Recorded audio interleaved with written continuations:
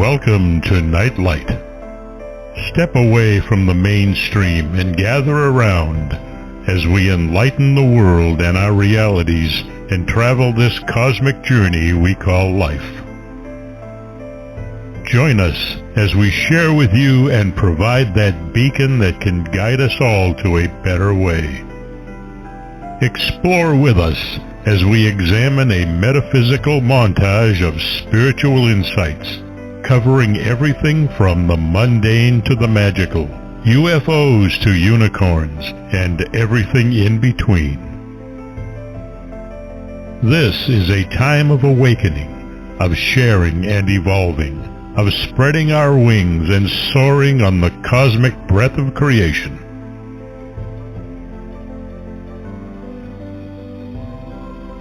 Come and join with other light-minded spirits as we weave our lights together to seek understanding, enlightenment, and with a little luck, some wisdom. This is Nightlight, a reminder that you are never alone.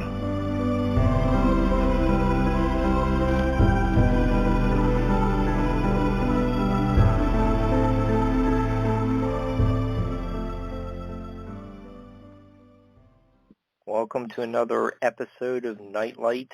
I hope everyone blasted off to a great start to the week. About 3 or 4 months ago, there was the Mars rover landing and all the fascinating photos sent back to Earth.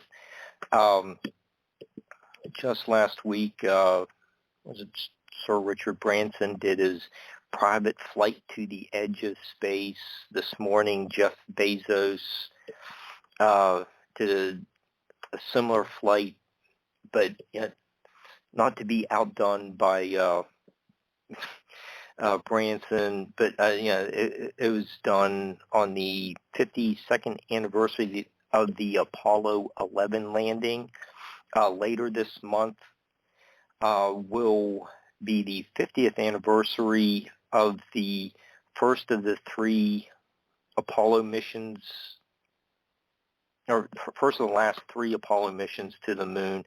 So today's show corresponds with these human achievements in exploration.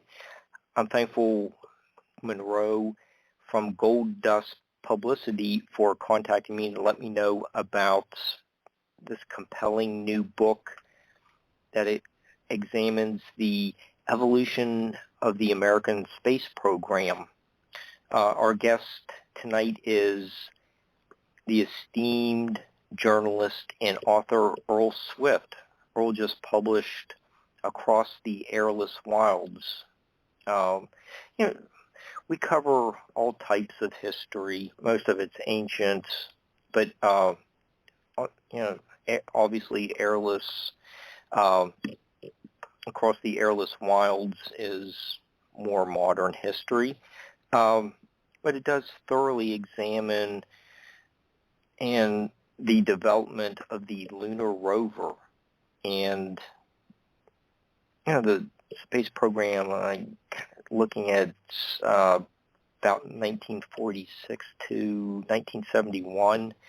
The moon, stars, sun, the heavens fascinated the ancients, and they still inspire us today. So I guess human need to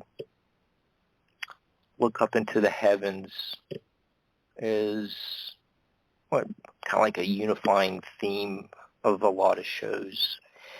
So you can learn more about Earl by going to his website, earlswift.com. Hi, Earl. How are you? How are you, Mark? Doing well. Oh, Thanks I'm fine. Oh, I'm glad you're here. You have another book on cars, like a 57 Chevy or something like that. And now we're going to be dealing with another kind of road trip vehicle tonight. That's true. That Yeah. earlier book was about a 57 Chevy that I traced back through all 13 people who had owned it to the day it rolled out of the factory. And I basically wrote a post-war portrait of the United States using that one car and that otherwise unconnected mosaic of humanity that it had shared that one particular car. And so it was quite a bit different from this book.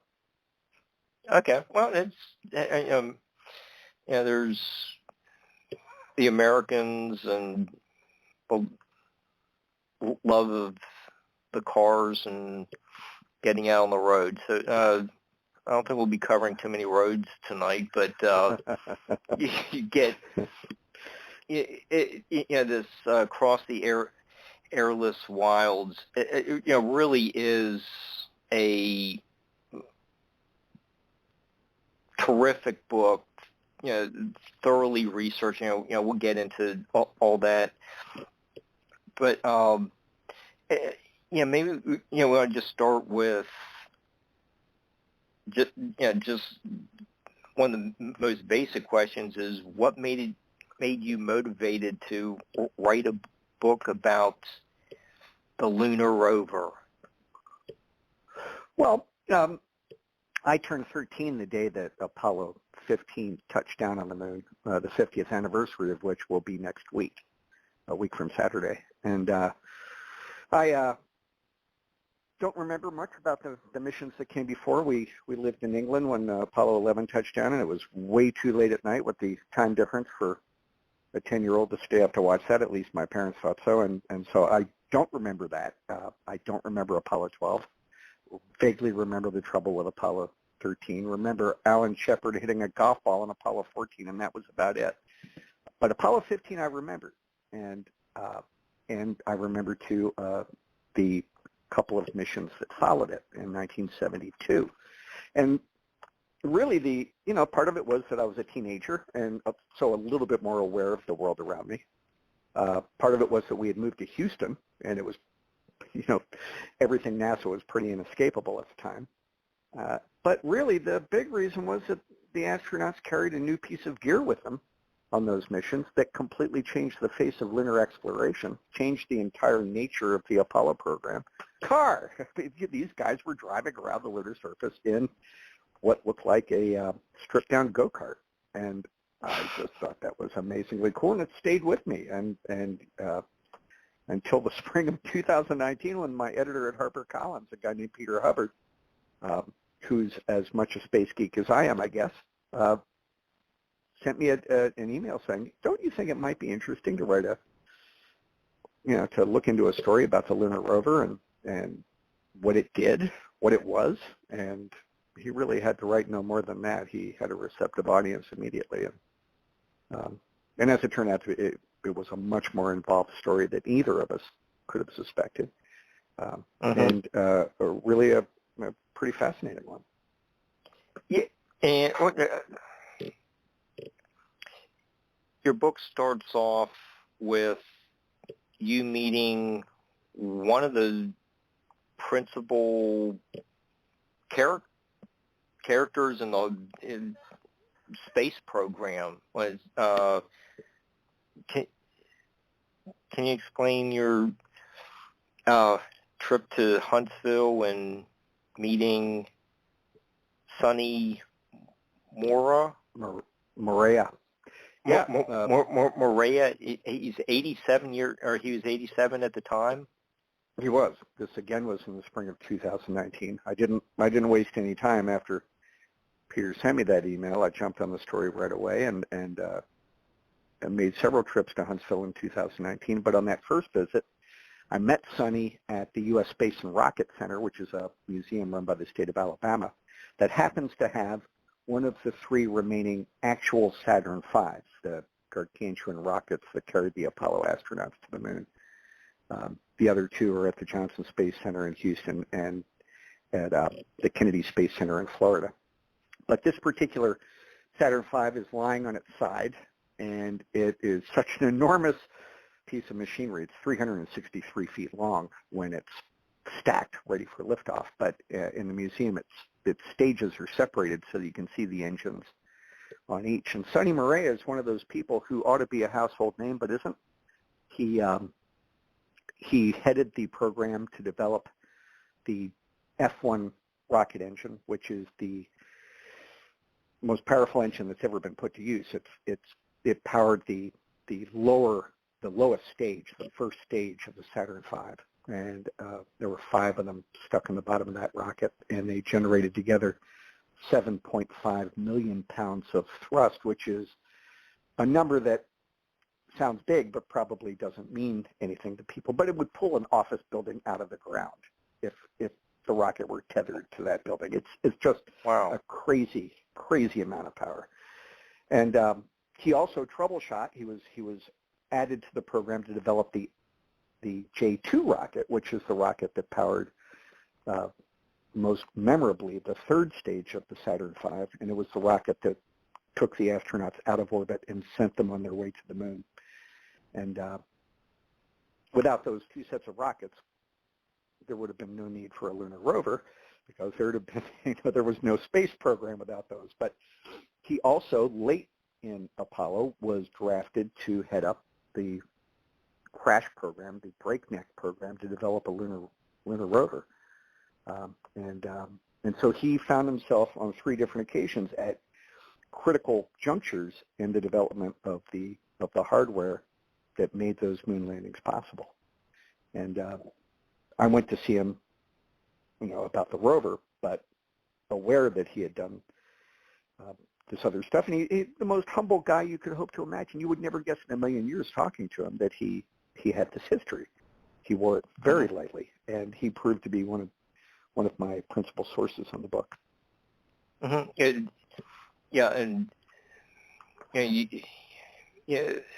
You did meet with, travel to meet with Sonny, showed you the model car as well, and you went through all kinds of corporate documents sent between Seattle and Huntsville. We can get into that in a little bit too. But you do document so much information. Maybe in just a few minutes we'll get to the Collier's magazine article as well. I wasn't aware of that either. You really do have impeccable research in this book. Well, thank you. It's 40 years as a journalist, you hope to get kind of good at it. I'm a nonfiction writer, and facts aren't all you need to establish the truth. But they're necessary to establishing it, and so I tend to hoover up every little piece of information I can. I over-report every story generally, wind up with way more information than I need to tell it. But every piece of information you get informs somehow the story that you're telling, and so none of it goes to waste ultimately. Yeah, and okay, let's look at it.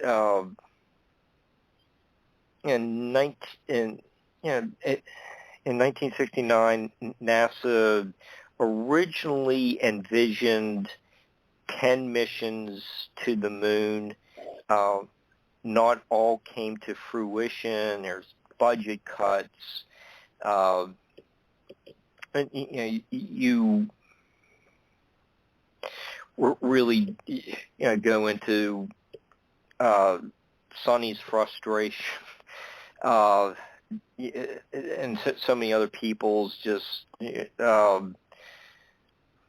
wondering, why am I doing this kind of thing? No, on call almost 24 hours a day for years. But you really do focus on these achievements in the latter stage of the program. But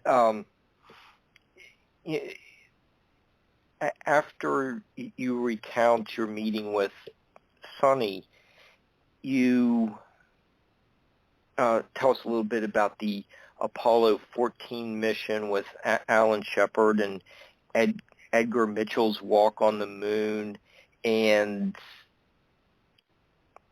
what were some of the problems that they encountered by just like sure. walking, by being on foot? Just being on foot, and you're only going like 50 yards from the lunar module.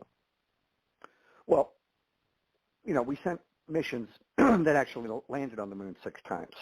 The first 3 of those, Apollos 11, 12, and 14, the astronauts were on foot. The last 3, 15, 16, and 17, they had wheels.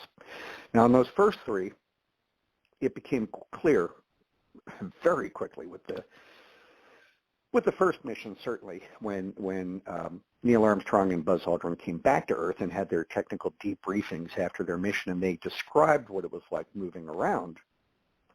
They kind of affirmed a lot of things that NASA had expected to hear about how difficult it was to move around on the lunar surface. These guys are wearing a suit that weighed more than they did.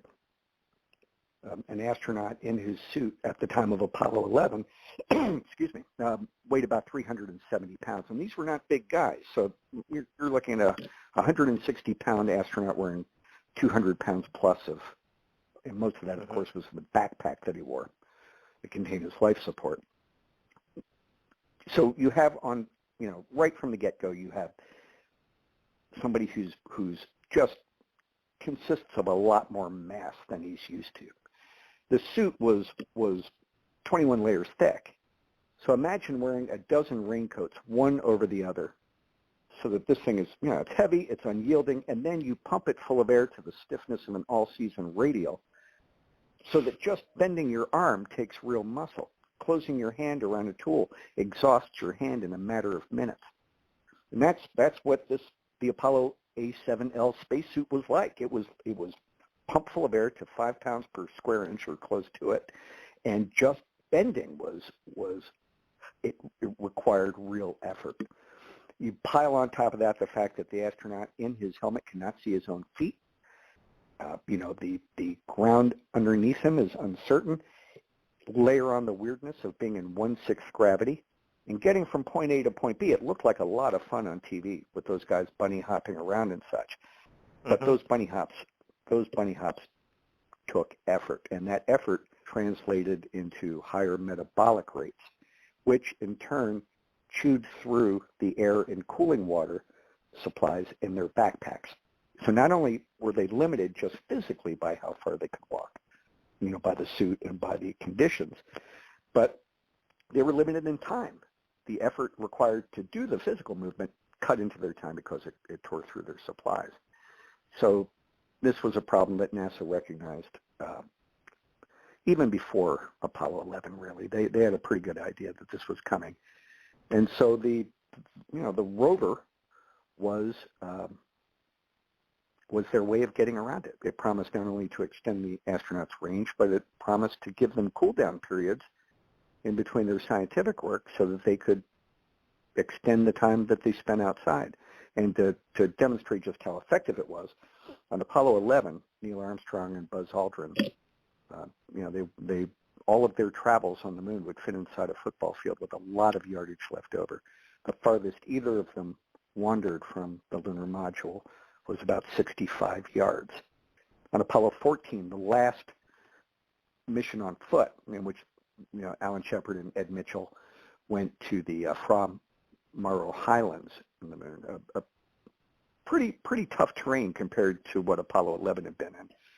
And their mission was to walk a half mile to a crater, the Cone Crater, that the scientific experts kind of helping put together the mission wanted them to get to the very edge of that crater so they could sample rocks thrown from deep beneath the moon's surface, kind of try to get lunar bedrock. So they start out from the lunar module, knowing exactly where the the crater is, and not having far to go, half a mile, and almost immediately become disoriented because on top of all the other things I mentioned about the weirdness of the moon, the sky is completely black. The lunar surface itself, the dust, the regolith, reflects light so that it's difficult to see details of the surface. And because there are no visual yardsticks, no clouds, no houses, no trees, no telephone poles, the things that you and I use every day without even thinking about it to judge distance. And because there's no atmosphere and things don't become hazy with distance, things that are a long way away but big look exactly the same as things far smaller but closer in. And it is very tough to tell how far you've walked, where you are in relation to other objects. So these guys got, they got turned around on their way to the cone crater. They never did get to it. They got within 65 feet of it and didn't know it. And so then you go to Apollo 15, the first mission with the rover, and Dave Scott and Jim Irwin unfold it from the side of the lunar module first thing, hop in, and take off. And they wind up driving 17 plus miles. And they explore an area that features mountains the size of Kilimanjaro or bigger. They explore the edge of a canyon that's a mile wide and 1,000 feet deep.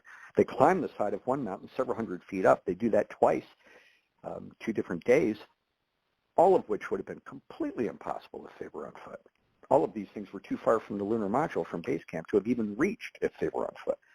So it just changed, and they were able to sample from not only those places, but from various points on the undulating plane in which they'd landed. It was just a completely different mission. It was as if you were, you just started from scratch with a much better plan, and it all came down to a spindly little stripped-down go-kart of a vehicle that people on Earth tended to call, a moon buggy or the moon car, but which was in reality a spacecraft with wheels. And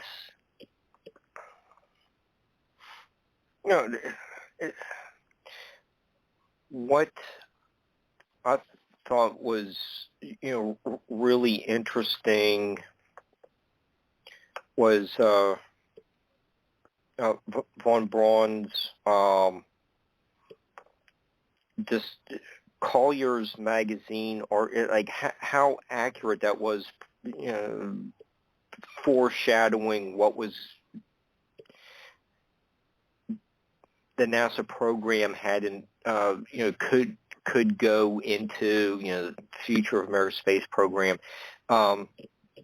and even what it in like early to mid 60s, he told a group of astronauts at a luncheon that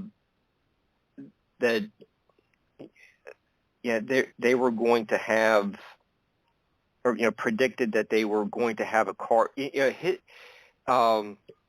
His visions for the program were just really amazing, and they're based on some really good sci-fi stories from like the turn of the century that really inspired him too.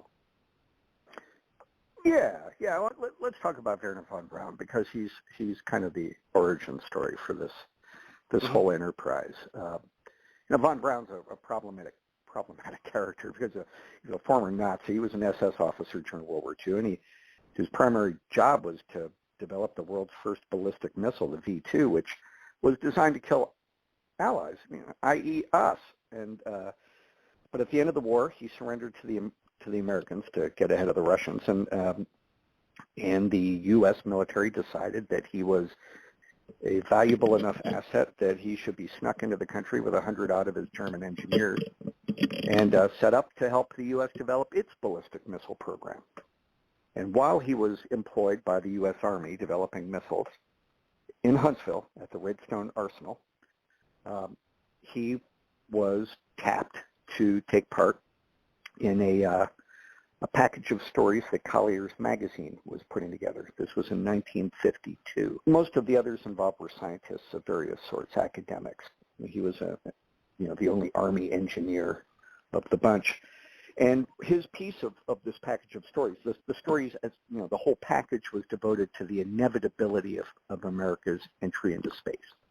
It was basically predicting that within 25 years we were going to be in space. And so hold on, buckle your seatbelts, here we go.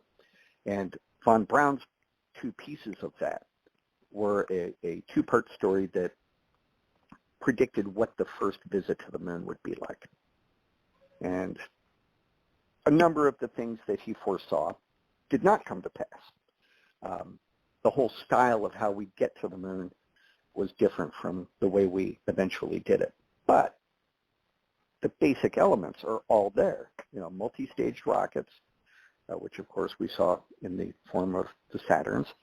A moon car. Now he, in this 1952 story, foresaw the moon car being a hulking, multi-ton tank of a behemoth, just a monster vehicle that would have a pressurized cabin aboard that several astronauts could pile into. And it would more or less be a shelter as much as transportation. They'd live in the thing while they traveled hundreds of miles across the lunar surface on exploratory odysseys. And anyway, that first vision of a lunar rover kind of stuck for a good decade. When you look at NASA's early studies into lunar mobility in the real early 60s, they pretty much feature a giant hulking tank-like vehicle. They called it the Mobile Laboratory, or MOLAB. But that was the model, and the expectation was Apollo got going, and the later Apollo missions were following up on the first couple of landings. You'd send a second Saturn V up on each Apollo mission, and it would deposit this MOLAB on the surface a few days or weeks ahead of the arriving astronauts. And then the astronauts would land nearby, climb into it, and off they'd go for hundreds of miles in a couple of weeks. So on the one hand, his vision wasn't entirely correct, or wasn't the way things turned out, but on the other hand, it affected the way things unfolded, because NASA stuck with that idea for a long, long time. And just to bounce back even further than 1952, when you mentioned science fiction, people have been writing about driving on the moon since before the Wright brothers flew. There was a Polish science fiction writer who put together a novel back in 1901, and all through the 20s and 30s and 40s, you see moon cars amply represented in science fiction. So this is something that people had thought about, but von Braun was the first to treat the subject in a nonfiction style, if you can call that kind of futuristic writing nonfiction. Anyway, in the 60s, he did in fact tell Gene Cernan and a group of other astronauts at a lunch shortly after Cernan joined the astronaut corps that they'd be driving someday. And it wasn't a prediction. It was a promise. He was stating it as a done deal. And despite that, in 1967, NASA's budget was cut, and it became pretty clear that there were going to be no second Saturn V's sent to the moon on Apollo missions, that the Apollos were going to be one rocket missions, and there were only going to be so many of them.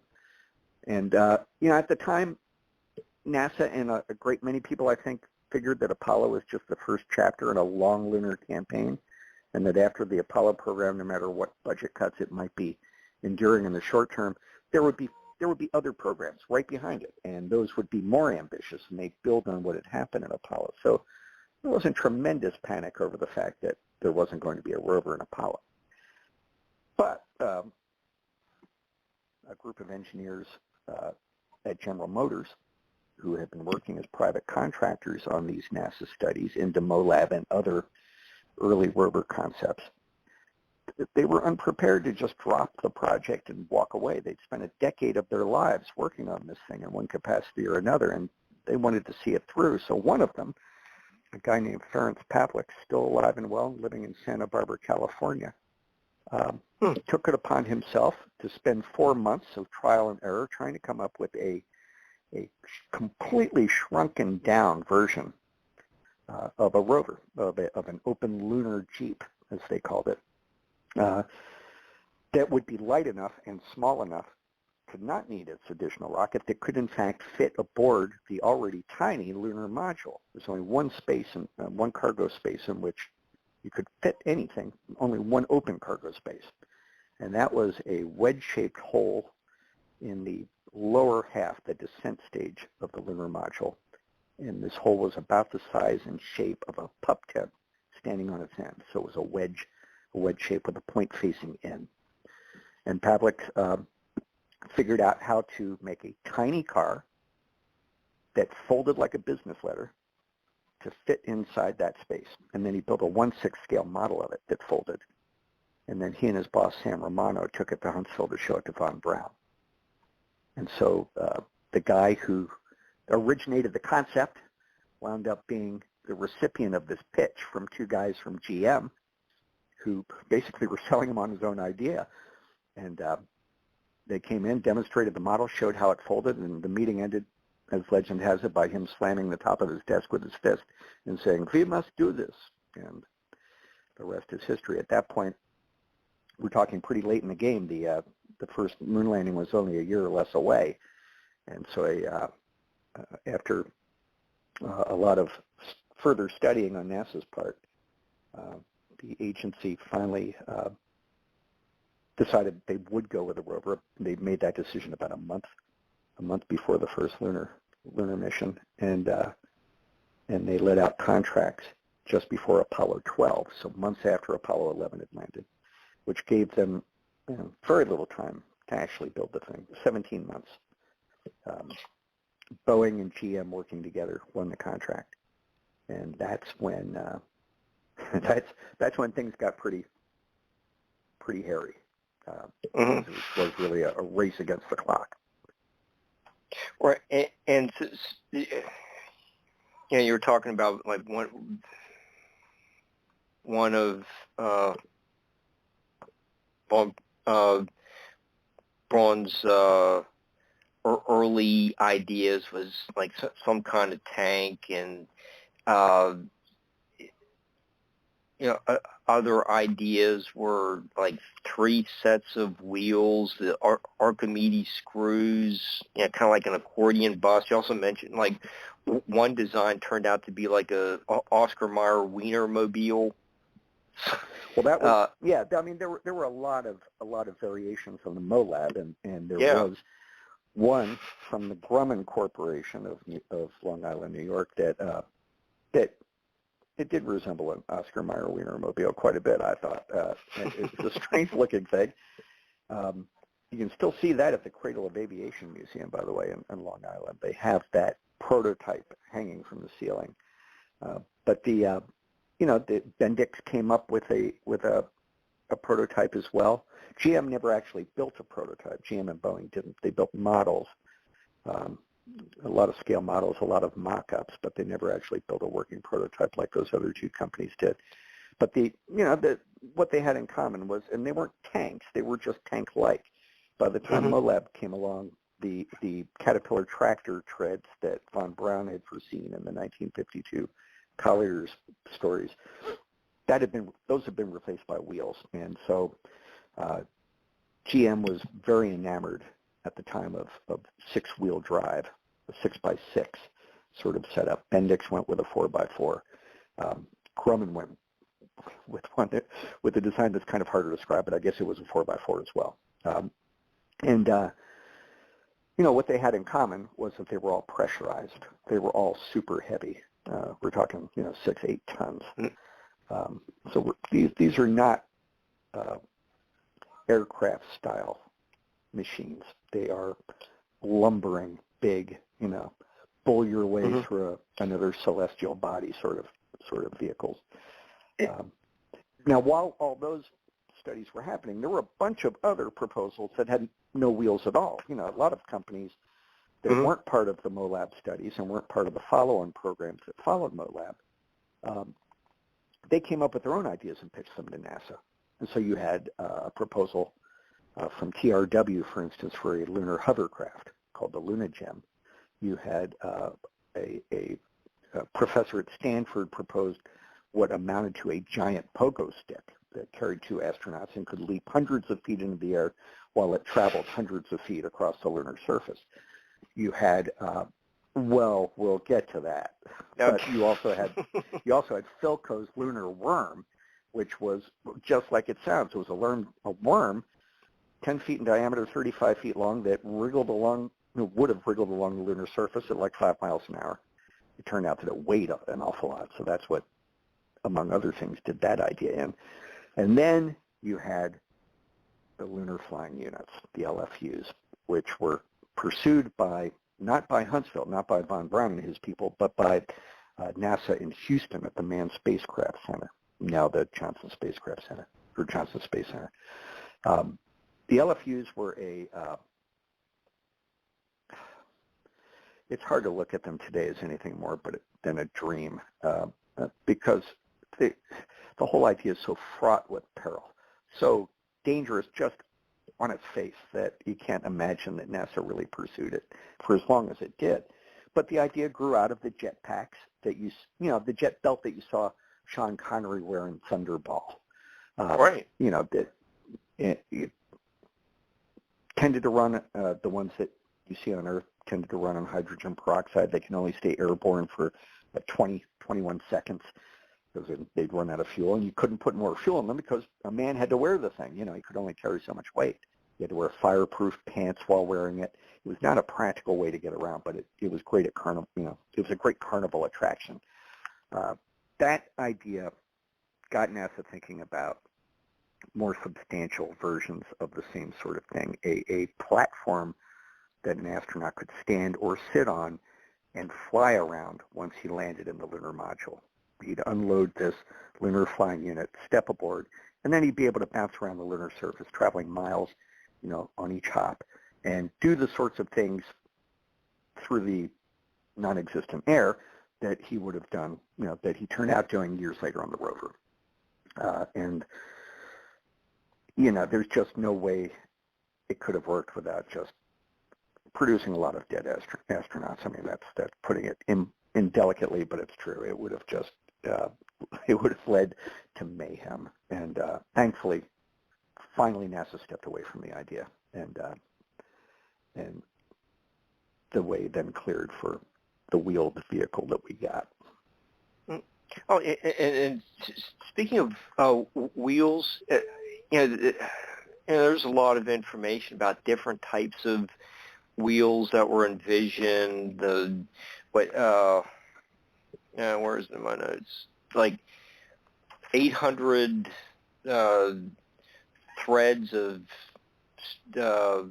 titanium weave together, but you also draw our attention to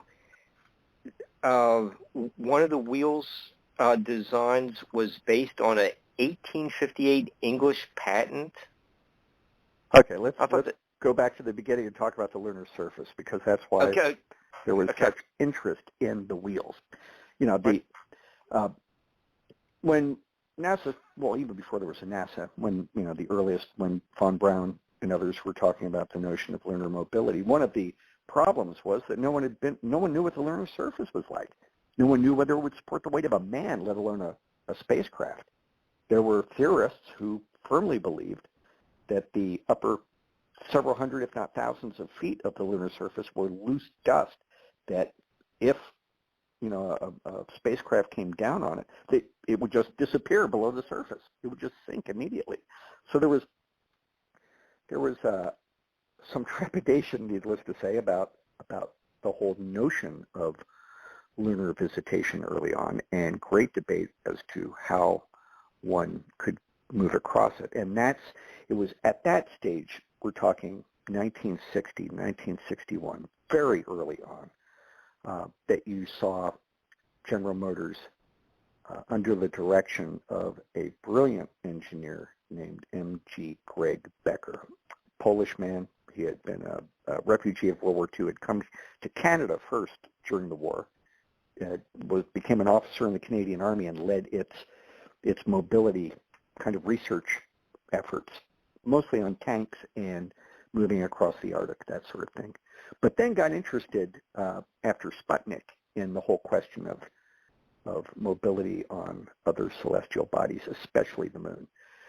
And it became a driving sideline of the General Motors Defense Research Laboratory in Santa Barbara when he and his right-hand man, Ferenc Pavliks, the guy I mentioned earlier who built the model and took it to von Braun, when they made the move to General Motors in 1960. So you have Pavliks and Becker together coming up with an Archimedean screw to go through this light, fluffy dust that they thought might be on the surface. They came up with a new kind of caterpillar track that featured no plates, just the grousers, the tread, the raised cleats. That's all this track had on it. It was a strange looking thing. And then they came up with various types of wheels. And one of the wheels they studied was an 1858 patent from an engineer in England for a wheel that was made out of closely spaced hoops, the ends of which were connected to the wheel hub. So you basically wound up with a wheel hub with a bunch of hoops coming out in a circle around it, and then you could cover that with fabric. You'd have a wheel that would be super lightweight and would absorb impact and act pretty much like a pneumatic tire does in terms of softness of ride and such. And so these guys got interested in that, and they built a number of prototypes and models using various forms of wire wheel. And it's from that they eventually derived a wire mesh wheel that was tight enough and strong enough to support the weight of MOLAB. They originally came up with the wire mesh wheel that we're familiar with from the Lunar Rover on this much bigger mobile laboratory, and the wheels were 5 feet high, and there are pictures of them standing next to these things, and you can see that it's made of wire mesh, and it's strong enough to support a lot of weight. This was a pretty great design. When the rover came along, when NASA gave the green light after Pavliks made his demonstration to von Braun,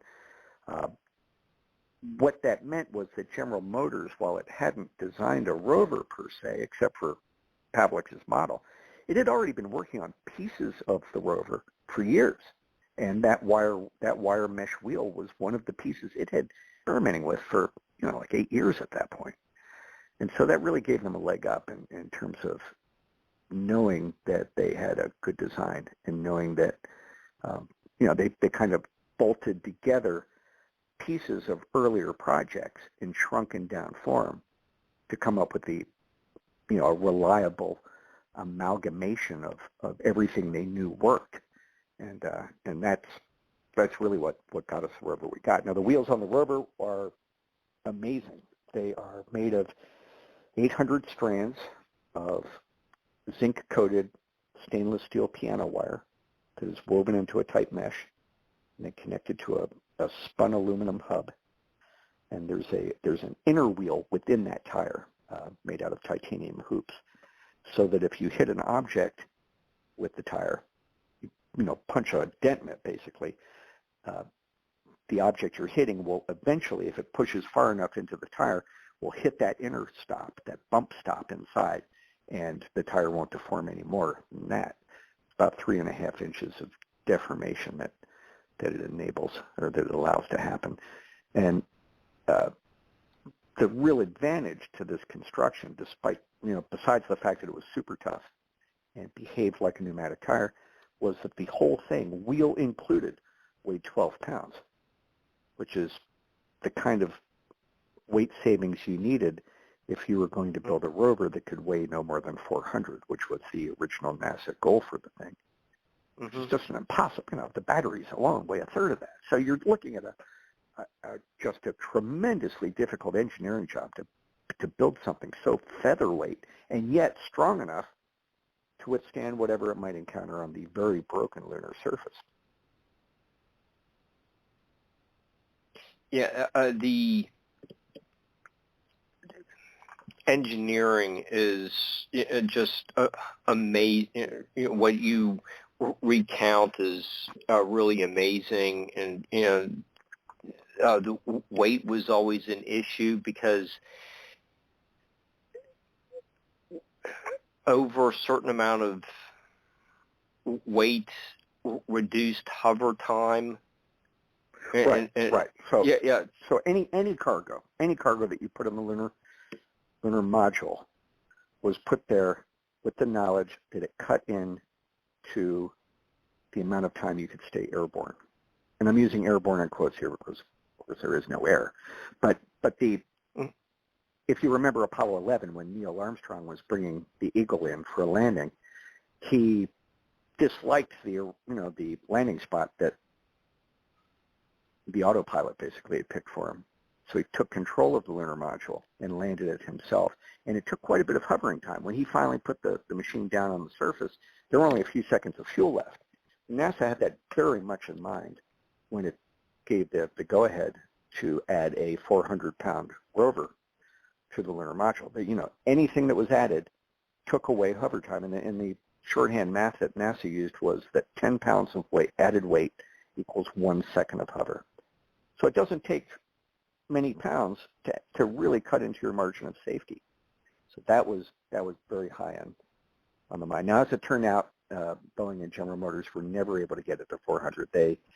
They tried mightily to get it there, but the rover in Apollo 15 weighed 464 pounds. The one in 16 weighed 462, and the one on 17 weighed 470. So they were all in the same ballpark, about 78 pounds on the moon. Okay, and but we're talking a little bit about the lunar surface, and you might have a lot more dust in one area, closer to a crater. But there's a lot of testing done on Earth. You are going over testing on the sand dunes at Pismo Beach, Sure. Cinder Lake craters, volcanic crater at Needles, California. So they're putting these types of vehicles and the wheels through all kinds of various testing that they thought would simulate the lunar surface, plus driving through the man-made craters in just say Arizona, and Right. Those parks are still, or the Cinder Lake Park is still a tourist destination. I don't know. I don't think a lot of people know about it, but to get back they do just now. for a second to the whole notion of testing. It's true that they tested each component, as well as they could on Earth. But the fact is that the Lunar Rover is that rare piece of Apollo gear that could not be tested in the environment for which it was intended until it was actually used on a mission. All the other stuff, all the spacecraft and whatnot went up in unmanned fashion before it ever carried people, went up into space to prove that it could function where it was meant to function. But the rover wasn't like that. The rover was tested, one component at a time maybe on Earth. And, they built 1G models for the astronauts to do their driver's ed in. But there was never an opportunity to test the rover in any sort of realistic 1/6 gravity moon conditions environment until Apollo 15 landed on the moon. When they unloaded the rover in the Hadley-Apennine region and put the thing on its wheels for the first time, that's when the rover started its testing. That first drive was really its shakedown. And so it was sent to the moon with high confidence that everything had been checked out as well as it could humanly be checked out on Earth, but with the knowledge that, hey, this is really the test right here. Now, the testing you're talking about is mostly driver's ed. They had a 1G model of the rover, that a 1 gravity model, in other words, a beefier model for Earth. Now that was necessary because the Moon rover, the 3 that we sent to the Moon, they were built only for 1/6 gravity, and that was a function of how light they had to be. So, for instance, the floorboard under the seats was a 1/50th of an inch thick, a sheet of ribbed aluminum, no wider than the thinnest of wood veneers on a cheap piece of furniture. So this was, if you had stepped on a Moon rover on Earth, you'd snap it in half. You'd you'd go right through the floorboard. You'd squash flat the wheels. But they worked in 1/6 gravity. So the 1G gravity trainers, there's one built by General Motors. There's another one, the Grover, built for only $2,000 by the U.S. Geological Survey in Flagstaff, Arizona. They enabled the astronauts to drive a machine that worked the same as the actual rover did. All the controls matched. It had the same kind of suspension. It was run by the same sort of electric motor, more or less. But the driving experience was quite a bit different. If you hit a bump on the Moon while driving at the blistering speed of 6 or 7 miles an hour, you might have 3 wheels come off the ground and kind of hang there for a while. It's like you were driving in slow-mo. The whole front end would come up and then sink back down to the ground, and it wouldn't hit with a big thump and knock your teeth out. It would kind of, it would land with a sigh, and so it was a lot like driving a boat in kind of heavy swells more than it was driving a Jeep, say, going mudding in a Jeep, and carrying your way through a piece of bogland or something. It was a handful to control, but it was very different from driving an Earth car, and so that driver's ed was handy in just getting the hang of having steering on both ends of the vehicle, that sort of thing. But it was not necessarily the best simulation of what it would really be like to drive in 1/6 gravity, which was a bit of a freaky experience. So while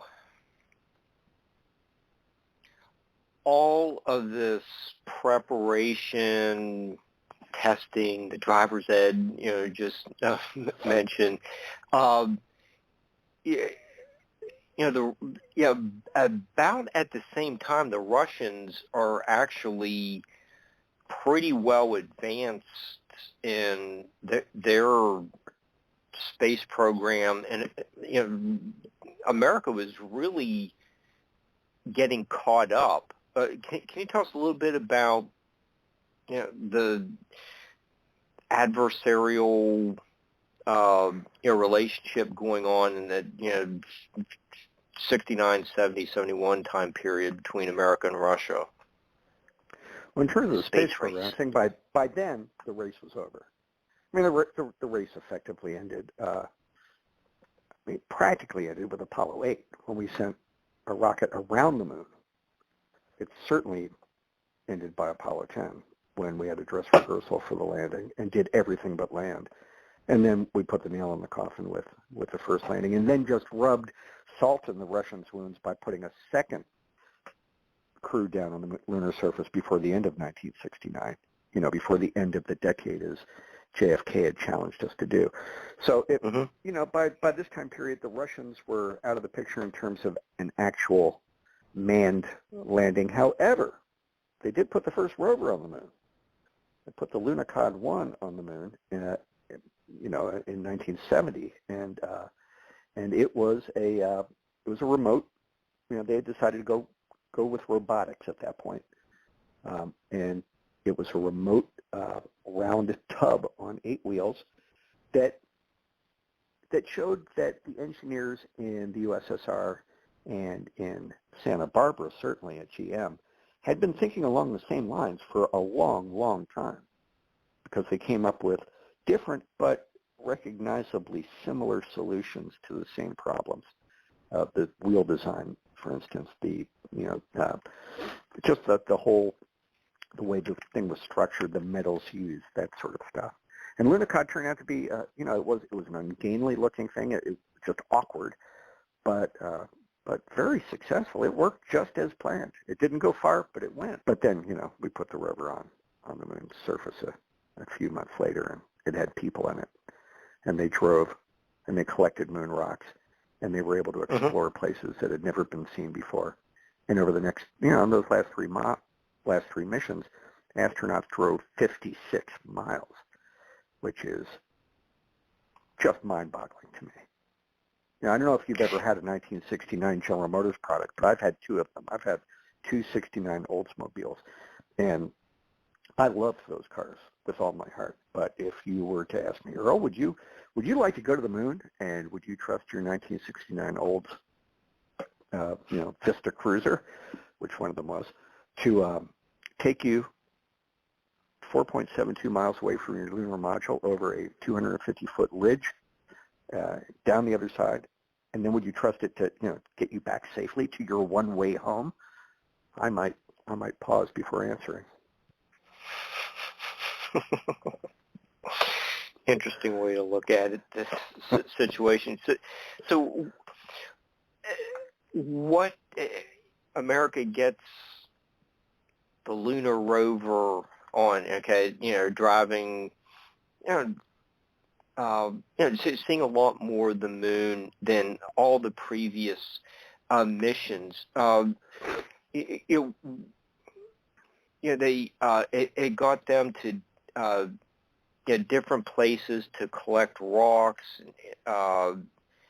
You get like volcanic rock. Well, they were able to prove that a piece. They were able to prove that a piece of the moon that they had thought was volcanic was not. So it did kind of the opposite, but it was just as important.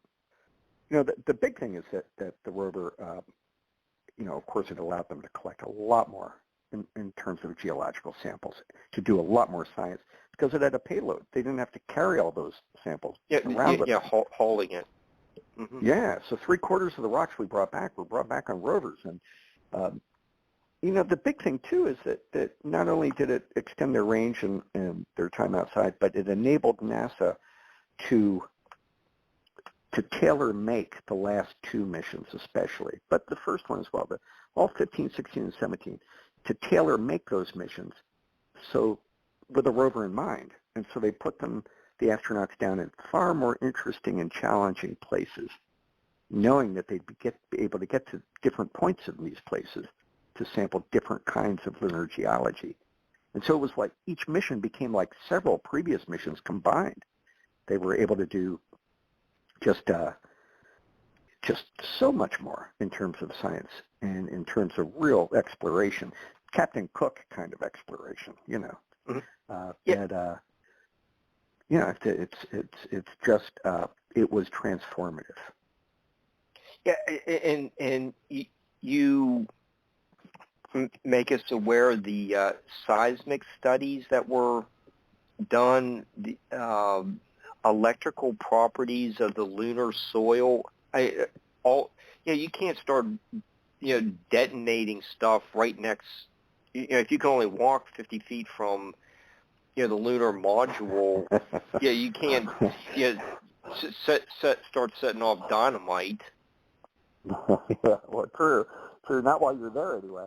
Yeah, those seismic charges were supposed to go off after they left the moon, no matter where they put them. But yeah, point well taken. They did a lot of experimentation that the rover made possible because it gave them a bigger palette on which to work. They just had so much more space to conduct science on, and they were able to use they were just able to use it in a lot of really creative ways. And if there were a a lot of things about those missions had changed. They had better spacesuits for those last 3 missions. They had a slightly beefed up lunar module that allowed them to stay longer, an extra day on the surface. But when you look at the single addition that really set the missions apart, it comes down to that little 460 some odd pound car. That's spacecraft on wheels. And within the last couple years, a vacuum-sealed jar of some rocks was just recently opened. Yeah, it was sealed during Apollo 17 at Ballet Crater by Jack Schmitt and Gene Cernan, and then opened it has been the last couple of years. And uncorked. The idea was you'd collect a sample that only future technology could really take advantage of studying. So you wanted to keep it vacuum sealed and completely untainted by any earthly interference. And I suppose NASA reached the point where they figured our technology had advanced far enough, and they uncorked it. Okay, and they also discovered ice crystals? Well, no, the NASA, the Apollo astronauts did not, but lunar orbiters in the years since have discovered the presence of water ice on the moon. And in 2023, they're going to send the Ames Research Center in California has put together, with the help of folks at the Johnson Space Center, a rover called the Viper that will go to the lunar South Pole and will prospect for this ice. And there's no question that the ice is there. The question is how much of it and how accessible it is. And if it turns out to be pretty plentiful and easily gotten, that could affect plans for putting a colony on the moon. You can basically do a lot more in terms of food, fuel, and water. For any residency on the moon. If you've got ice already there, you don't have to transport it. Water's heavy, 8 pounds a gallon. So it's a big deal. We'll see. We'll see where it goes. They don't know what answer they'll get. It'll be very interesting to watch the Viper rover and see how it does. Cool.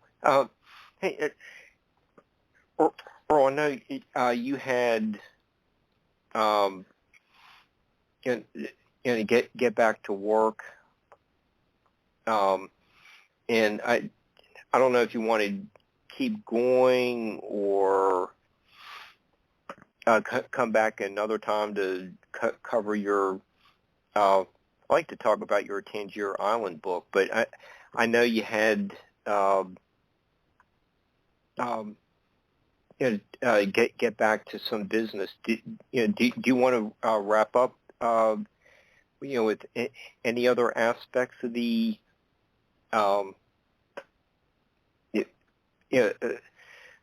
concluding remarks on all the achievements, or you want to keep going? Well, your call. You're the boss. I'm happy to stick around if you've got a few minutes more. Sure. Your call entirely. Okay. What is okay? With the Mars rover, what Jeff Bezos did today is. Are we just seeing just a continuation of some of the ideas that we learned from these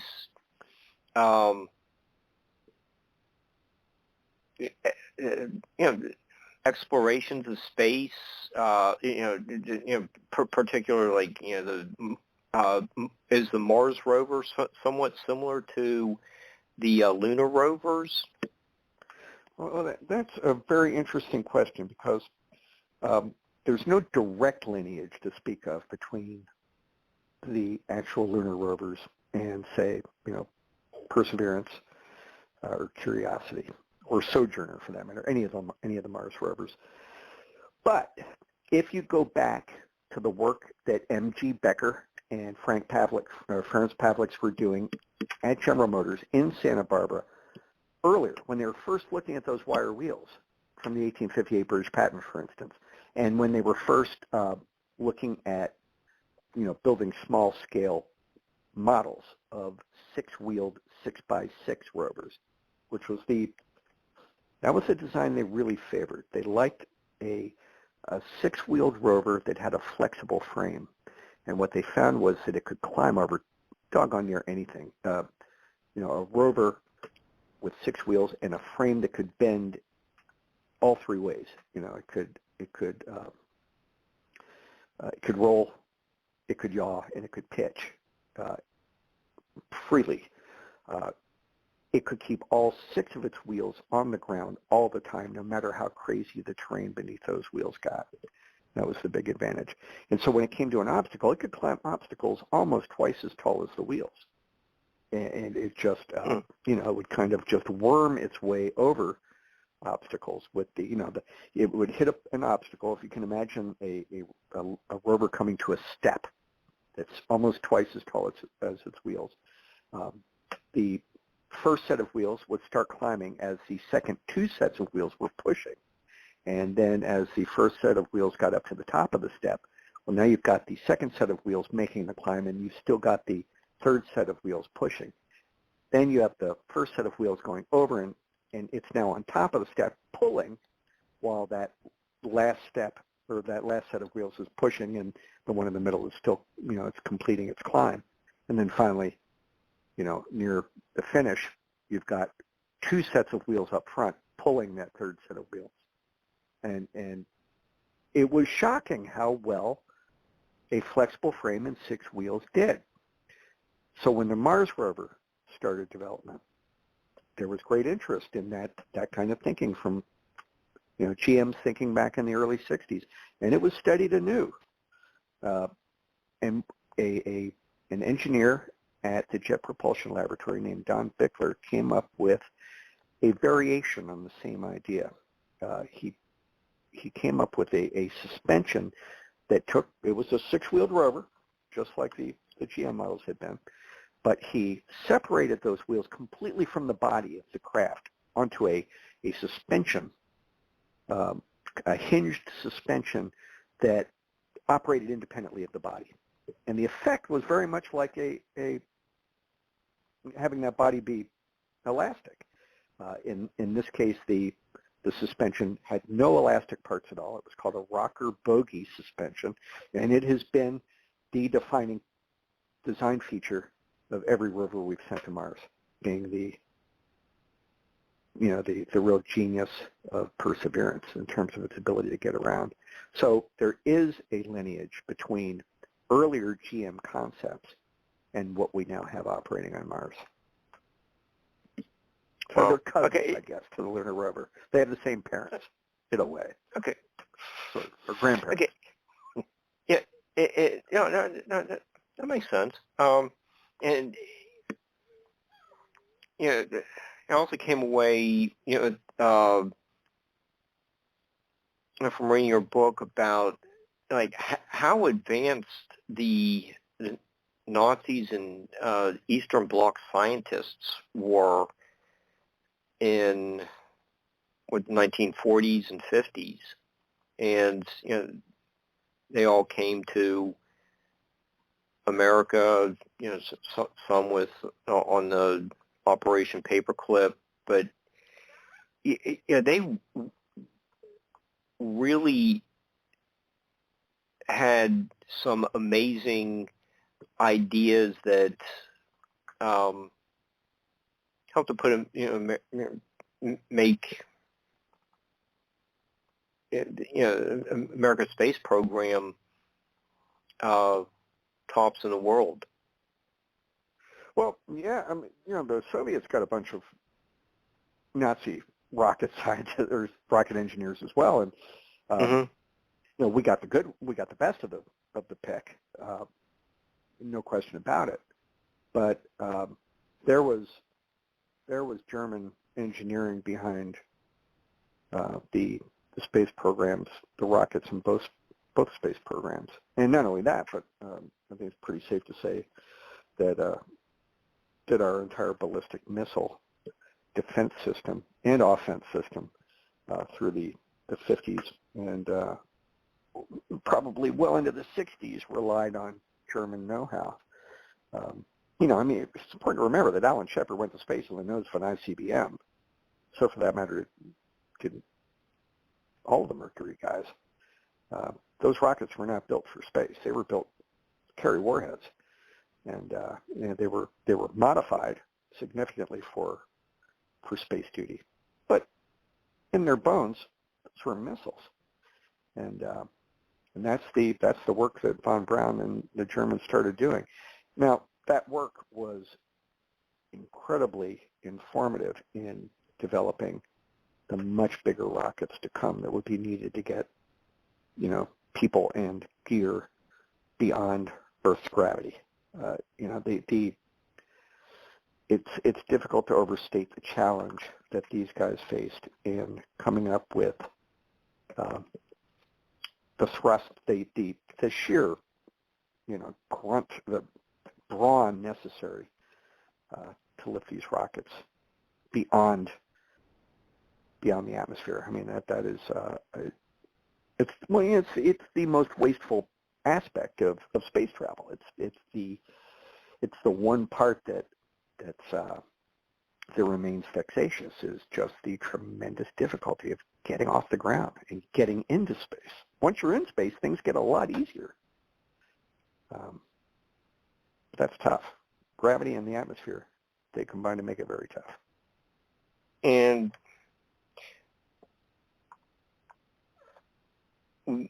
what are the effects, the legacy of these Apollo missions?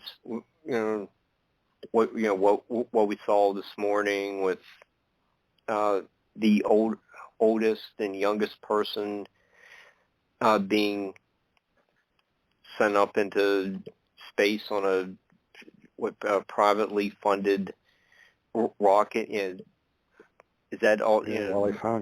Part of the being like the grandchild of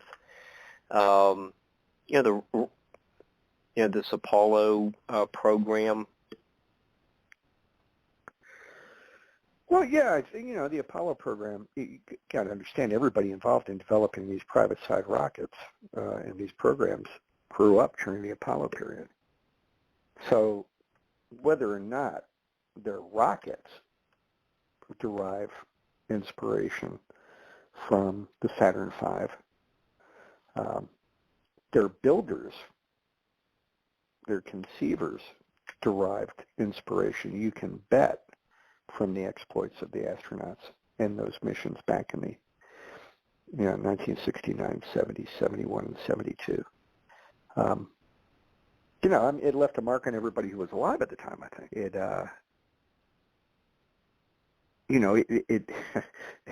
And you've heard a million times since, gosh, we can put a man on the moon, but we can't insert whatever earthbound problem you have right there.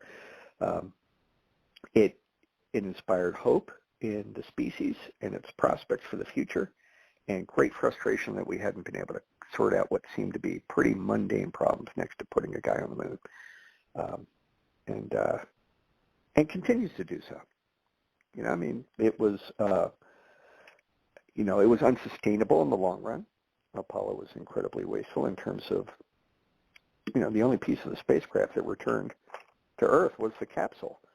Everything else was discarded along the way. That was an expensive piece of gear. These missions cost $450 million in 1969 dollars a piece. So we're talking a lot of money. It's I think if you were to talk to people who were with NASA at the time, whether they be astronauts, engineers, administrators, what have you, I think they would not have believed back then that we wouldn't have continued going to the moon, that these 50 years since have seen us remain in low Earth orbit and never leave it, with people anyway. And I think that if you talk to them today, you'd find that there's, a great deal of melancholy about that.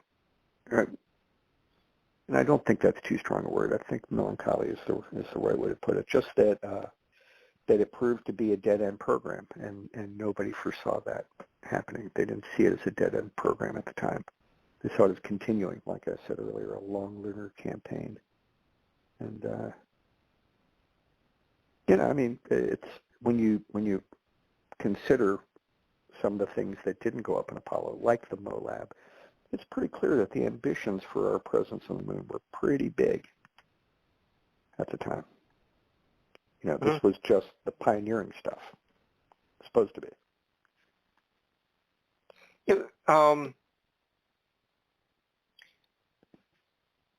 What we may kind of already touched on this, but what's the symbolism of the title of your book, Across the Airless Wilds? Well, no, it's not symbolic so much as just an accurate description of this is an environment that has no air. And, it's got a lot of other pretty hazardous features about it. You're looking at temperature extremes that range from plus to minus 250 degrees Fahrenheit. You're talking about a constant bombardment of cosmic radiation and micrometeorites that are the size of grains of sand, but they're moving faster than bullets. So if they hit you, they're going to leave a mark. And then you've got no air. And, excuse me, but that makes this a pretty interesting place to attempt to do anything, let alone go off on a ride. It still amazes me that we were able to safely operate on the moon, given the state of technology at the time. I mean, we produced a lot of really good technology for Apollo, but still, this is 50-year-old technology. And looking at it through 2021 eyes, it just astounds me that we were able to pull it off. So the title really is. I wanted to make the point that this is an adventure story to a certain extent. It's a story of exploration. And I wanted to get the most important and hazardous element of the environment in which that adventure unfolded front and center. I think you did. It's reading about the disorientation early on, and you did touch on it. Towards the beginning of the show, that was. It just leaves you with an unnerving feeling reading it. Oh yeah. I mean, it scared me to read. It's spooky to read the transcripts.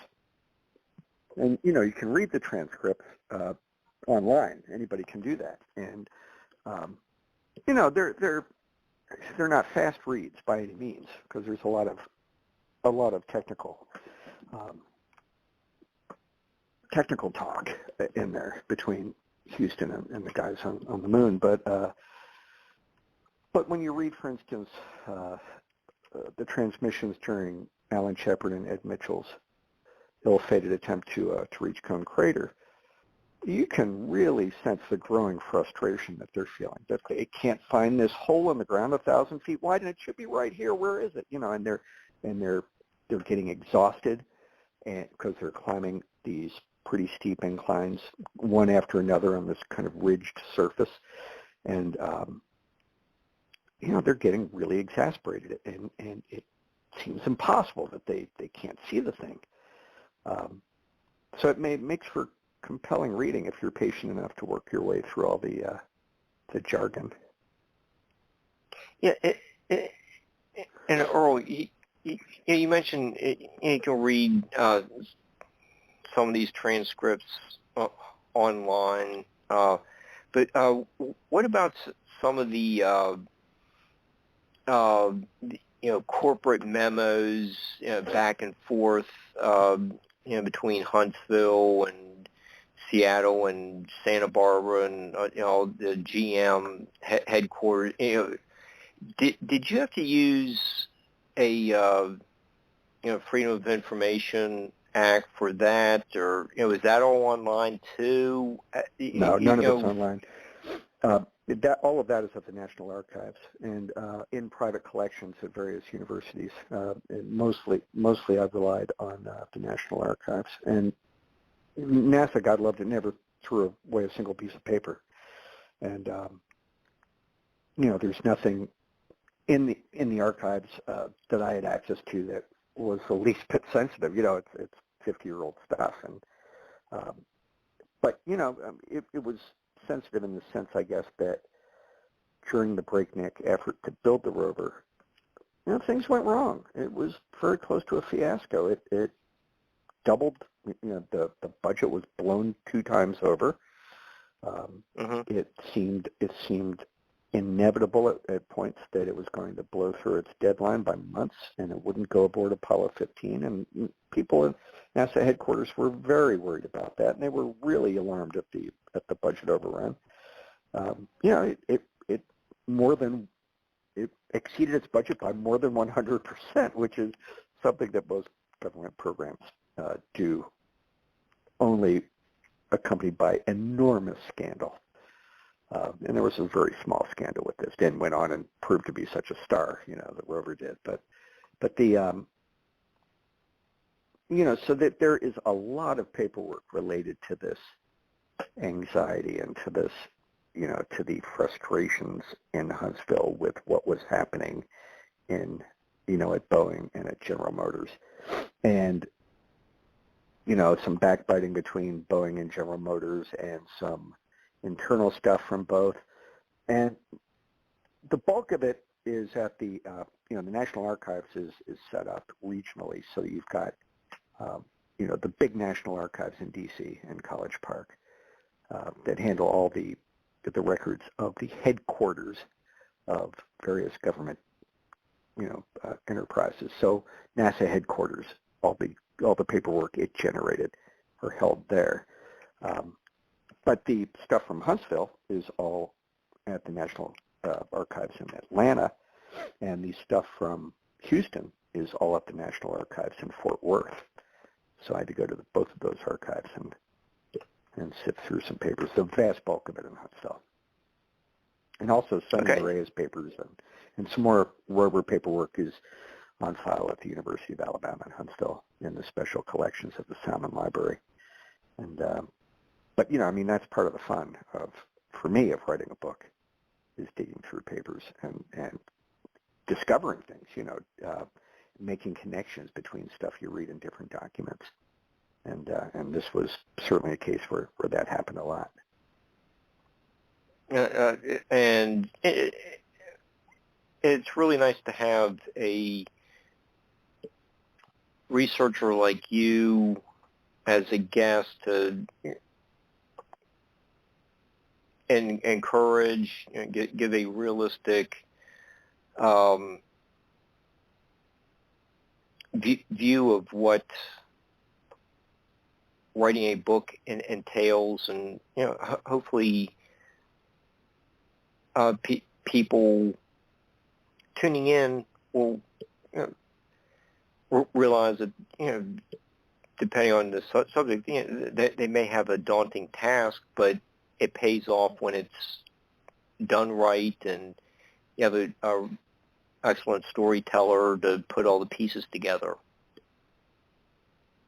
Yeah, well, when I was a newspaper man, I think the time I spent on stories would break down so that 80% of it was spent on reporting, digging up stuff, and gathering the facts, and 20% on the writing. And it's not quite that same breakdown. Well, it might actually be close to that same breakdown with books. It's probably closer to 70-30. Just because a book is such a big story, sheer size of it, it takes a while to write the thing. But the fact gathering is to my mind, the most important element. I would much rather have a poorly told story that's accurate than a beautiful piece of lyrical literature that's filled with mistakes and factual holes. And that's just me, but I think that's job one, is to get it right. Yeah, and when you have some maps in your book that show the direction where the home base was, the roads that or paths that the Lunar Rover made to craters. Did the astronauts name some of those crater, there was the Cone crater you mentioned. There was the Hadley Rill. There was some of these names of features that were really interesting. What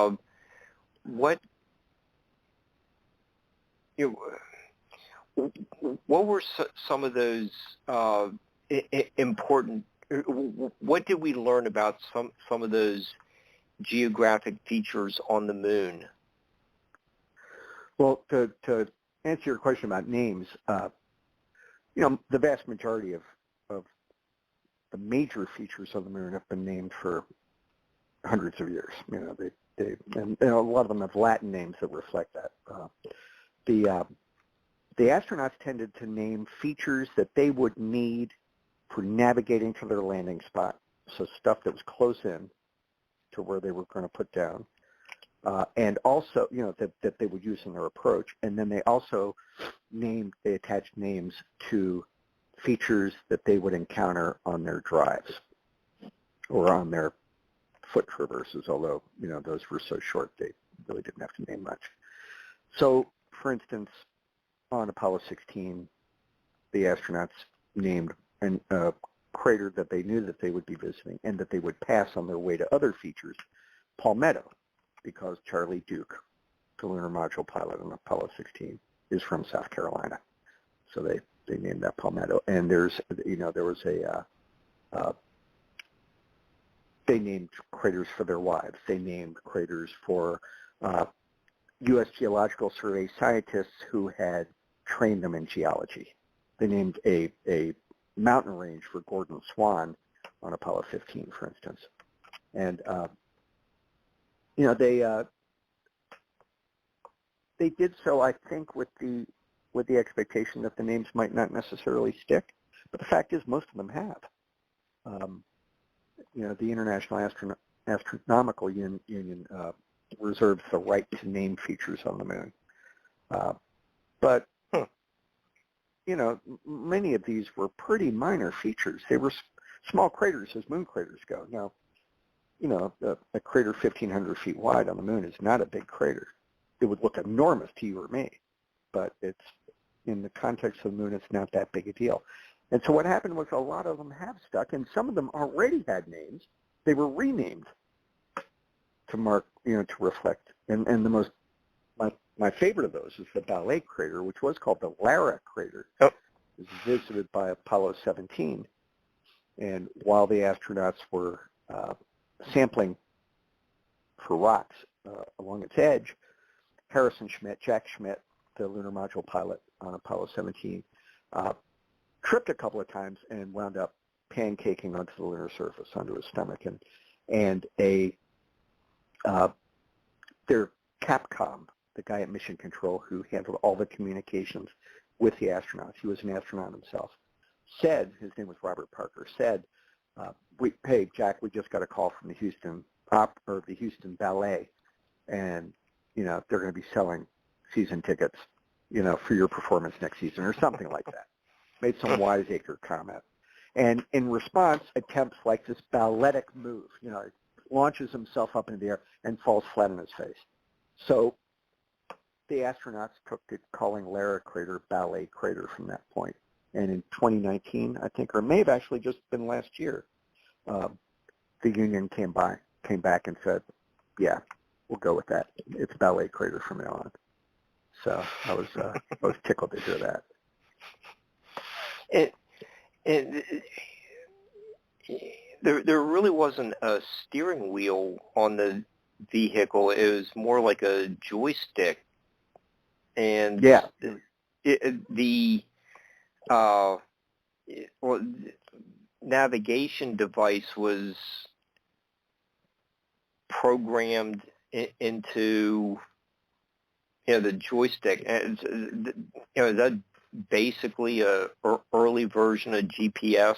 No, it wasn't nearly that sophisticated. It was, got to remember that on the moon there's no magnetic field, so you can't use a compass. Anything that's compass-based is no good. And but what, and really those are two separate questions, so let me tackle them in order.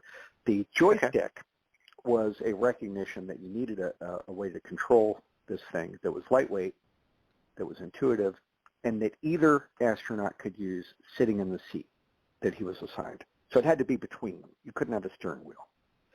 So it started out as an airplane-style joystick, and you drove the rover like you fly an airplane. You push the stick forward, the rover goes forward. You lean it to the right or left, the rover turns. You pull it back, the rover brakes. You pull it all the way back, you engage the parking brake. You flip a switch on the handle and then pull it back, and you go in reverse. And the stick was changed while the rover was being designed and built, because the astronauts found that their gloves, to hold on to a vertical joystick, it was just exhausting. It would cause actual pain in their hands and arms after a very few minutes. And it goes back to that pressurized suit, and how difficult it was to move it all in the thing. And so what they came up with instead was a T-shaped handle that the driver need only rest his palm on. And you didn't have to move it much to get the rover to respond. And because the rover had steering both in its front wheels and its back, when you turned, you turned. This thing could turn its own length. And 5 miles an hour doesn't sound like much, but when you're on loose lunar soil and then you execute a turn in your own length, 5 miles an hour is fast. You're doing a skid, and it was a pretty exciting ride. Now the navigation system, because it does, there's no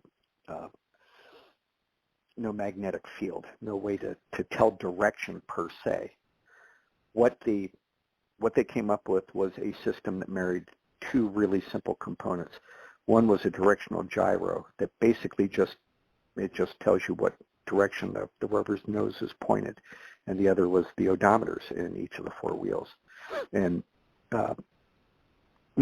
this thing just kept track of what direction the rover was headed and how far it was going in that direction before it turned, and just daisy-chained all of its various turns and distances together and could tell where it was based on where it started. That was the key. You had to know your starting point. As long as you knew your starting point and where the rover was pointed at your starting point, you could keep track of wherever you went. And this thing was clever enough that it told the astronauts how far they'd gone, how fast they were going, how far it was back to the lunar module, and what was the best straight line heading back to base, so that if they did get into trouble, they could get back by the fastest route. And if the thing failed and they found themselves miles from the lunar rover and without a navigation system, they would just follow their tracks back. Okay. Yeah, that reading some of the passages about getting lost sounds really terrifying. With you're disoriented anyways. You really can't see your feet. Hoping that you could follow your tracks if the Lunar Rover broke down. It's you don't have a scary book, but you are just presenting us with the science. And things like that really caught my attention. Well, I mean, to NASA's credit, it went through every scenario that it could envision, and came up with answers for each possible these guys might encounter. And luckily, getting lost never happened. Getting stranded miles from the lunar module never happened. But there was a plan if that happened, and there was a backup plan to the plan, and a backup plan to the backup plan. It was taken out as to a degree that I think left the astronauts and everyone on the ground with as much confidence as you could have, given just the overall danger of the Enterprise. There's no way to make this safe, but you can at least make it make the risks tolerable. And I think they did a good job of doing that. Yeah, and like the seatbelt was too short, and Dave Scott had to buckle in. Jim Irwin. Well, I'm not sure it really was too short, but Jim Irwin did have a lot of trouble with the seatbelt, and Dave Scott did have to help him with it pretty much every time that they buckled in. But thank goodness they had those seatbelts, because they would have bounced out of the rover in the first 10 seconds of driving if they hadn't. I mean, this was a rock and rolling ride. It was like a bucking bronco, slow motion bucking bronco, but still, we're talking basically going to an amusement park and hanging on for dear life. It was that kind of ride. And they would not have lasted long without those seatbelts. They changed the design of the seatbelt for Apollo 16 because of the difficulties they'd had on 15. And, there were subtle differences, but they made it the sort of, the great thing about, there are many, you can make a lot of complaints about requiring that the astronauts be test pilots. One of those complaints being that Wally Funk, the woman who went up today 60 years after she qualified in every other way as a Mercury astronaut, had to wait that long to get to space. One of the good things about it is that these guys were very good at coming back after a mission and being able to say exactly what improvement needed to be made to a piece of equipment. So when Dave Scott and Jim Irwin, when they got back, they were able to detail the difficulties they had with the seatbelt and offer suggestions on how it might be improved. And as minor a thing as that seemed, that was one of the very few changes that were made between rover iterations. The three that were sent were pretty close to clones of each other. Seatbelt was an exception. Fender design was an exception after Apollo 16. They changed the fenders a bit. There weren't many others. Did seem like it was an evolving, adaptable program, like they were listening to Scott and Irwin's feedback and how to improve the next time. Yeah, definitely. Yeah, they were. I mean, I think NASA did that a lot. In fact, that there was a point at which the idea of sending a rover up was kind of put into peril by that, because Neil Armstrong and Buzz Aldrin came back, and during their technical debriefing, they said that, yeah, they had a heck of a time moving around, and they reckoned that an astronaut on foot was good for maybe a half mile of travel, but not much more than that, given the difficulties of movement and such. But then when asked about the rover, the prospects of a rover, they didn't think that would work at all. So really, in that case, thank God NASA did not listen to them. But they thought, man, a rover with regular 32-inch tires on 16-inch wheels, it'll get swallowed up by craters. You'll be turning so much you won't be able to go anywhere. And they recommended that if you were going to stick with a rover, you'd probably want one with wheels that were 20 feet across. And of course, that was an impossibility. You couldn't fit it into the lunar module. So Sonny Maria and others in Huntsville who were leading up the project for NASA, they were able to calm everybody down after that technical debriefing and say, look, they don't understand exactly what we have in mind in terms of how the style of driving you'll actually undertake. We're going to drive around the craters, not through them. We're going to do our best to miss boulders, not drive smack into them. And right. That calmed everybody down. Yeah. Okay, If you drove the rover with common sense, you weren't going to have the kind of problems they first saw. Okay, these lunar rovers did have TV cameras on.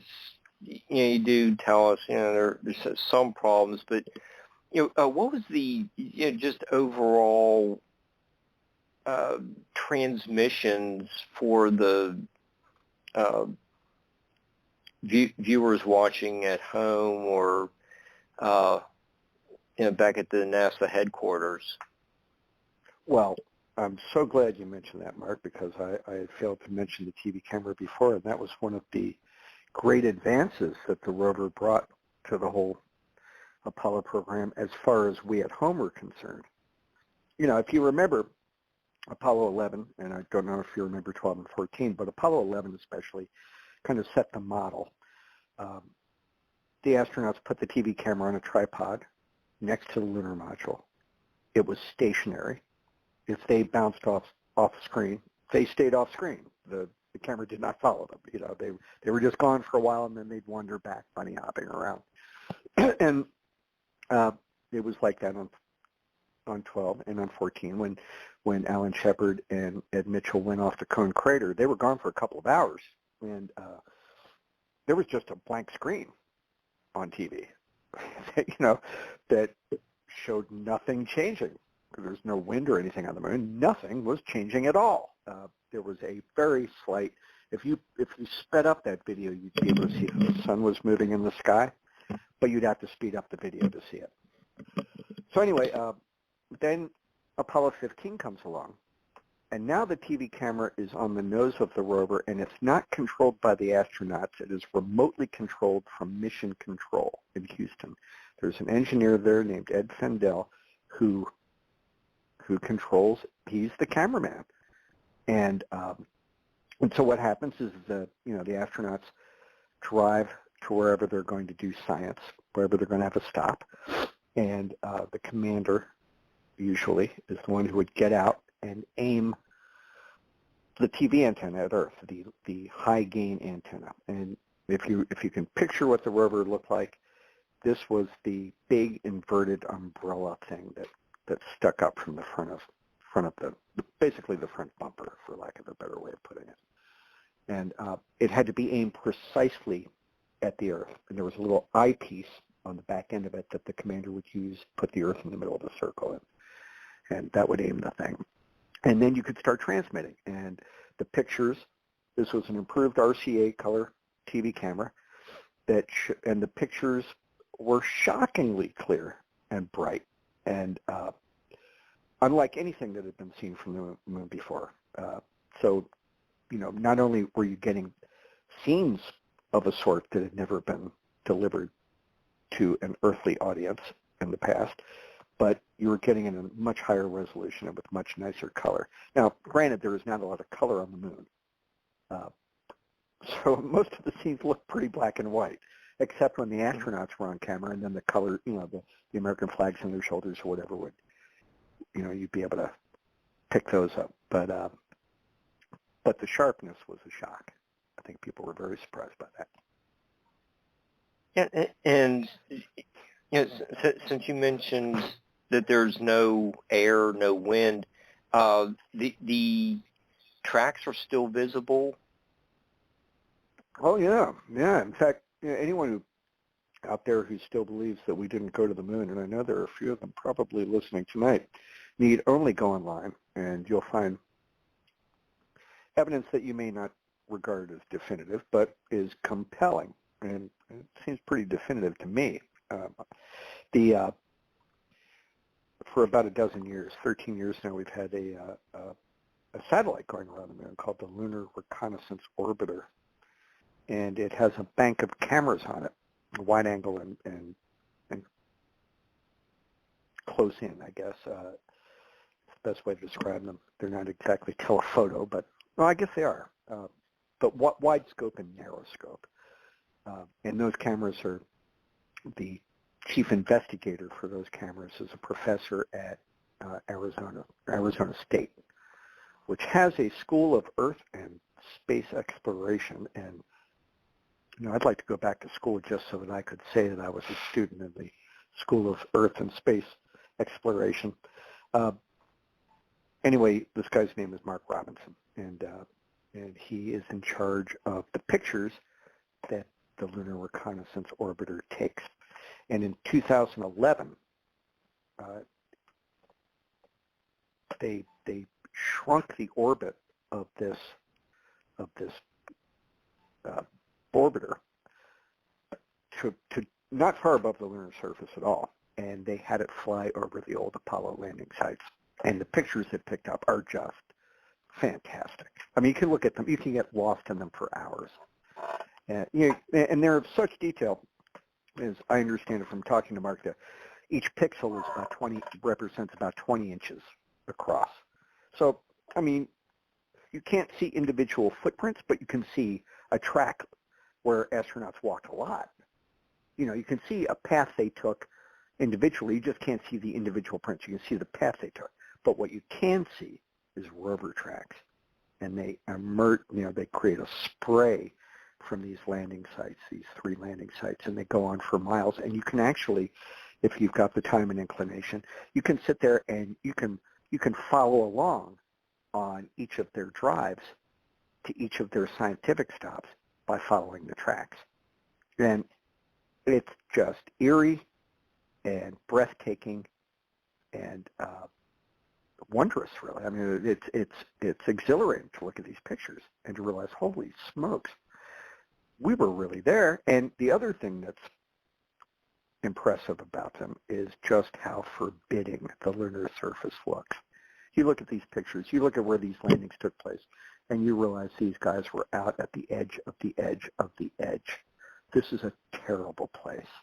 This is a place that will kill you 50 different ways if it gets even the slightest chance. It's a mean-looking landscape, and that comes through loud and clear. Yeah, and you just mentioned on one of the scientific stops that was it Irwin who found the Genesis rock? What was the? Well, it was Irwin and Scott. Yeah. Well, one of the things that the Apollo 15 astronauts were charged with trying to do was to bring back some anorthosite, which is this bright white mineral that on the moon was believed to have made up the original lunar crust. And the moon has been battered by meteorite strikes for its entire existence, and that is the biggest agent of change on the moon for the last God knows how long. The reason the moon is valuable as a place to study is that it's essentially a time capsule because it's been dead since infancy. You look around the Earth, this is a very dynamic planet, and there is constant change due to the effects of weather long-term, due to volcanism, to plate tectonic movement. Nothing stands still for long. And by way of illustration, I live now in the Blue Ridge Mountains of Virginia, which are about 3,000 feet tall in the main. And years ago, they were said to be as high as the Himalayas, or certainly the Rockies. They were they were just enormous mountains. But they happen to be among the oldest mountains on Earth as well, and they've had time to wear down. And over the eons, it's hot in those highlands that used to tower so high have been, turned into turned into grain and have been washed downstream, and they've been carried towards the ocean, towards the Atlantic. And so nourished, the coastal plain has grown to be 2,000 feet thick. I moved here from Norfolk, which is out on the coast. So when I stepped out of my house in Norfolk, 200 miles away, I walked on those ancient peaks. So that's the kind of change that goes on Earth all the time. And it makes it very difficult to study the remote past and figure out what this place looked like and where it came from, how it formed, basic questions. You go to the moon, however, and the moon has undergone very little change except by meteorite strikes. So, its composition remains much as it was 4.5 billion years ago. So thinking, that is why geology was such an important part of Apollo. It was the one branch of science that could give us real answers, not only into what the moon was like, but the origins of Earth and of the solar system, of the universe. It held the key to a lot of questions. And Northosite was one of the important goals of Apollo 15 because lunar bedrock had never been recovered. Or not lunar bedrock, ancient lunar crust. And on their second drive, halfway up the side of a mountain, a couple hundred feet up the side of a mountain, Dave Scott and Jim Irwin found a big chunk of a northosite, estimated to be 4 billion years old. Back here at home, immediately named it the Genesis Rock. At the time, it was the oldest sample that had been recovered. That was soon surpassed, but it was quite a find. It was a big deal, and it was such a big deal that NASA, the flight director of that particular days of that particular mission, declared that second day's drive on the rover the greatest day of scientific exploration in NASA history, and maybe in all of history. Captain Cook would have something to say about that, but still. It is that Genesis Rock curated at NASA headquarters or Huntsville? Do you know where that is now? Huntsville. I do not. I cannot tell you whether that is at the Smithsonian or still in Houston, but it's at one of the two. I would reckon. There's a lunar receiving laboratory that still has an awful lot of the samples, which are still loaned out to scientists around the world. Still the subject of intense study and research 50 years later. I mean, they're still providing answers to questions that we didn't know to ask back in 1971. And so this is a program scientifically that just keeps on giving and giving and giving.